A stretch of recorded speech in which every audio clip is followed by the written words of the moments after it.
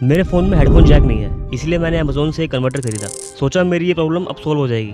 पर रात में कम वॉल्यूम पर जब मैं स्ट्रेंजर थिंग्स का सीज़न 5 देख रहा था, तो इसकी आवाज़ एकदम से कट-कट के आने लगी। मैं सोचा कहीं मेरा एडाप्टर ख़राब तो नहीं हो गया, इसलिए मैंने चेक किया कि एक्चुअली इसके अंदर दिक्कत क्या आई है।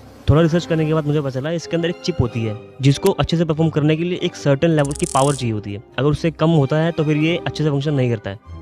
ये इशू सिर्फ मूवीज़ देखते टाइम होता है, क्योंकि जब मैंने म्यूज़िक सुनते टाइम वॉल्यूम को 5% से भी कम कर दिया, तो इसमें कोई दिक्कत आया ही नहीं। इसके जैसे और भी कनेक्टर्स आते हैं और शायद सब में प्रॉब्लम देखने को मिल सकती है, या फिर मेरे वाले यूनिट में ही कुछ दिक्कत हो।